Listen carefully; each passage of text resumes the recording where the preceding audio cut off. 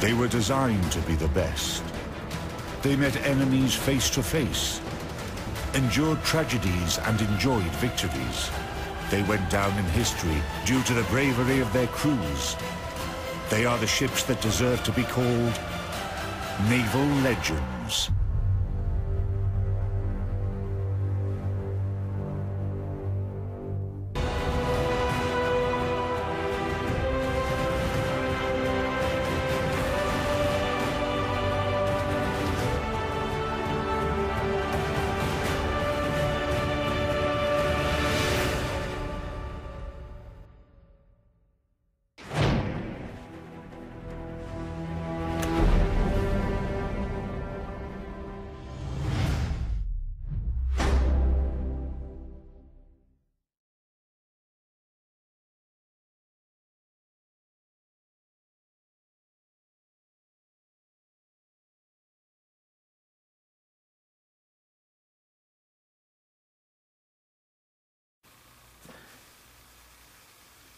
Welcome back, everyone, to the final installment of the USS Yorktown wreck build. As you know, I was building this kit to look like the Yorktown does today, as she sits 3 miles below the surface of the Pacific Ocean, the way she looks the day after she sank in the Battle of Midway. Well, let's get on to the build and see how she looks.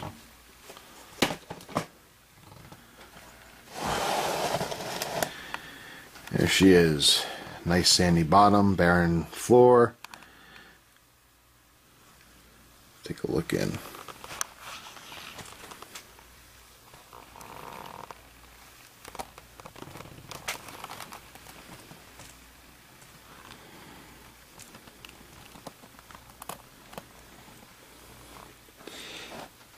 For those who hadn't followed the build from the beginning, all the guns on the ship have been removed and all scratch built using sprue and some wire. None of the originals remain. The section you're looking at here right above the torpedo hole is all those garage doors, or as I call them, the garage doors. They lead into the lower hangar bay. That didn't exist on the model, and that was all scratch built. The hull, I believe, looks sufficiently weathered and wrecked after sitting about 60 years on the ocean bottom.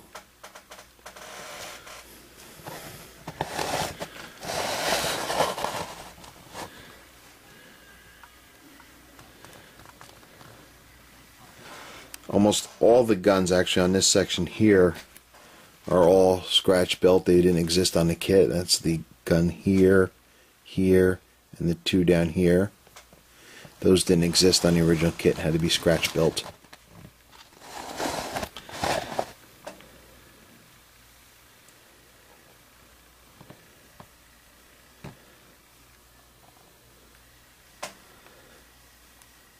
All the catwalks on the island were removed and replaced with tin from a beer can, and meant to look warped and deteriorated after being under the ocean for so long. The crane, you can see, is collapsed on top of one of the guns. All the elevators are gone.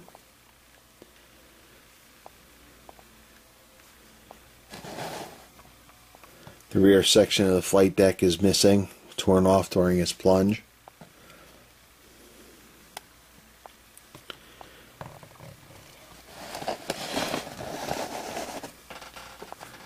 That's about it. The biggest problem that I had on this really was the last bit, and that was the ROV. My goal was to have the ROV in place and lit up just like in the pictures that I've seen, but up until about 5 minutes prior to shooting this film, the ROV was working and the light was shining, but as of this video it stopped working, and I did tests on the batteries, the switch, everything. it appears that the bulb itself burnt out on me. So because of the way it's built in right now, I won't be redoing it. It's just going to stay the way it is. It's just another on a pile of modeling disasters I've had recently. But overall, the appearance of the ship is almost exactly what I had hoped for. Actually, it's probably better than I had hoped for.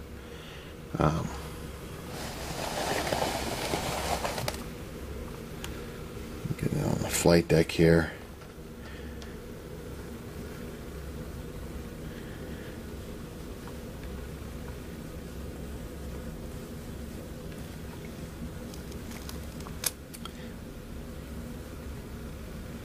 So that's it for this build, guys. Alright guys, welcome back. We're doing a little bit of a redo on our Yorktown final. As you just saw in the previous video, I had the Yorktown on a base, sandy base and everything, and the ship was on it. And then I was putting a clear case over top of it. Display case is really what it is. But the overall effect of it I wasn't thrilled with, because it didn't give the appearance that the way you see the wreck today. It was just sitting on a base, and you could see background stuff, whatever you put in front of it. It just didn't do it for me. I tried lining the case with aquarium paper and black. I tried dark blue, I tried green, and it still didn't give the effect I wanted. I saw a video where one person that did the wreck, he actually painted the inside of the case with the blue and green coloring that you see when you see these pictures of the ships underground. I didn't kind of like that. It just didn't work well for me. So I wanted to try something else, and I've been hemming and hawing and hemming and hawing, and it's been months since I recorded that last piece that you just saw to this. Came up with this idea, made this box out of balsa wood. Okay, just got some stuff from Hobby Lobby, very thin material, slapped it in together to be a box, painted the inside black. Okay, I got to redo here because you see I got some gray on it because I ended up painting the outside gray, and I wanted the outside to look kind of like the hull of a ship. Okay, that's why I painted it gray, and I got these rivets on it, just kind of add a little detail to it. Anybody who's interested, these rivets are actually wiggly eyes. Okay, so I did put my measurements, glued them in place, and then I painted it gray. And to paint it gray, I just used, gray primer, duplicolored primer. It's what I had, and it gave the color I wanted. But what I'm noticing is when you paint balsa wood, it doesn't work too good. It got very fuzzy, and the lid kind of warped on me. So I have to make some repairs to this. But this was just an off-the-cuff experiment, and I just kind of rolled with it and ran with it. My goal is I'm gonna try to put some sealer. I have to go out and buy some sealer. I'm not talking spray sealer, I'm talking brush on sealer for wood. I'm hoping that if I brush it on, it'll get that hair to sit down and look better. I'm not sure that sealing it first would have worked, because then the paint probably wouldn't have stuck very well.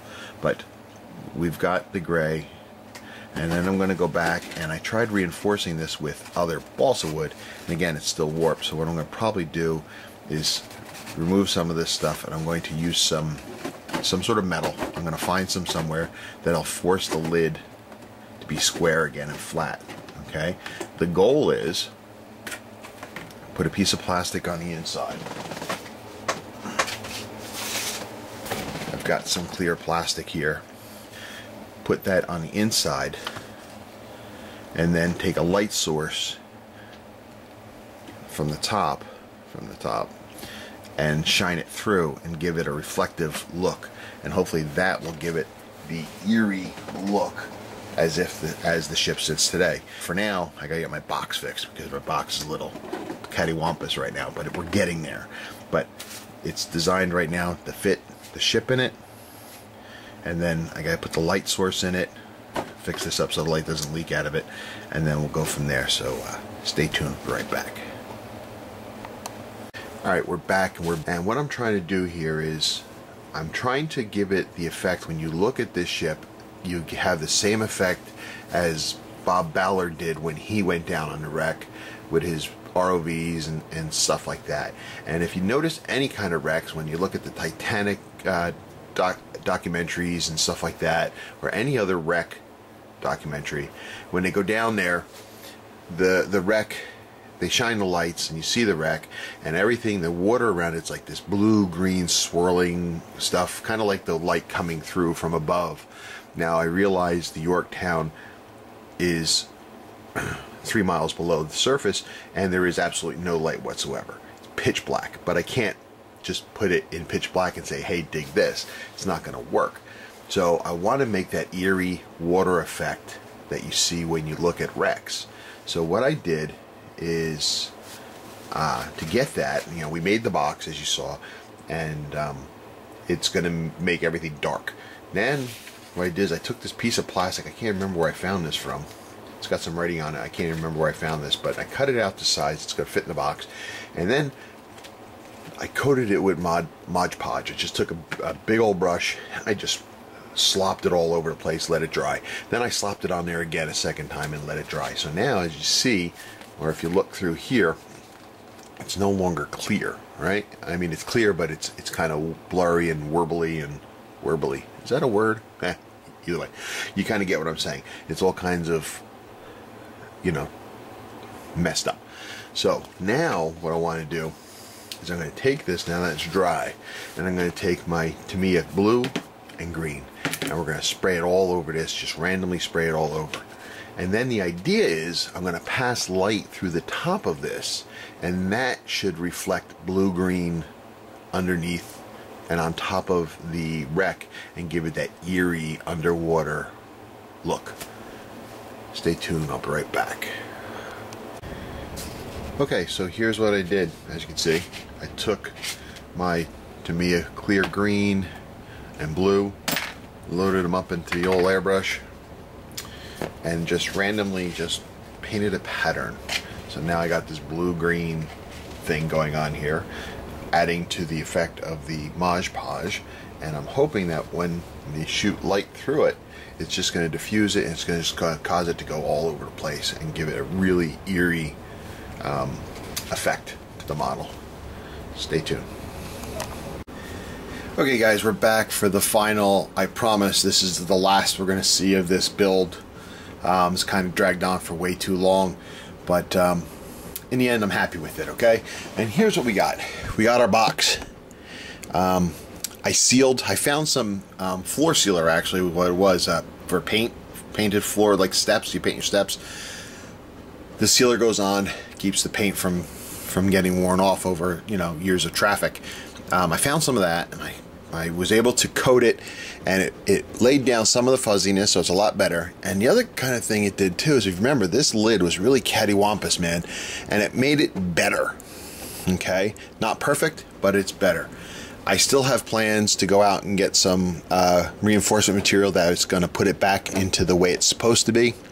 But for right now, to get this off my bench so it can move on, we're going to just let it go with this. But so it's got the look, you know, it's got the rivet detail, everything like that, makes it look kind of cool. It fits on top of the original base for the ship. Okay, I said it fits. There we go. All right, and as you can see, our ship rests inside, looking all kinds of sad and forlorn and all that kind of stuff. All right. Also, if you remember, I had the plastic inside that I showed you that, excuse me, that I painted. Okay, put all the different paint on it. And in my test shots, when I did this, the effect that I want was really cool. Actually, it gave me a little bit of a rise in places that shouldn't have for styrene, but it was a little too much. So what I did is I took some dull coat, and the idea was to spray it on here to diffuse it a little bit.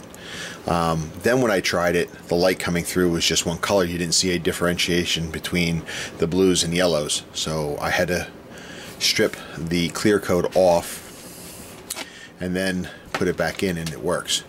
Give me one moment, I'll show you how it looks. Okay, so we turned our lights out, got our light source, and when we put it into the box, we get that eerie glow, blue-green glow that we were looking for. It's at a slow speed, it's nice, it's cool. I mean, this is cool. The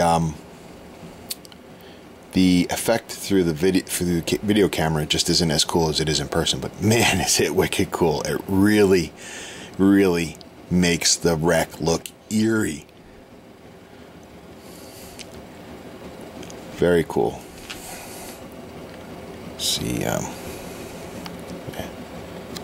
so that's it. That's our build. Finally, after all this time, she's done.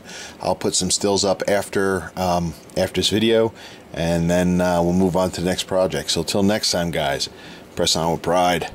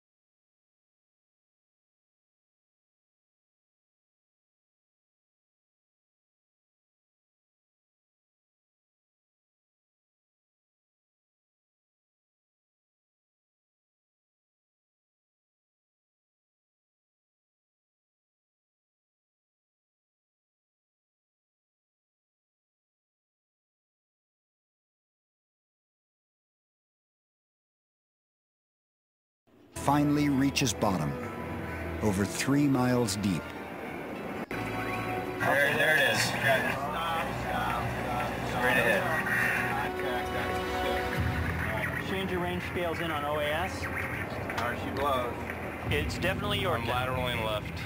There's no question about that.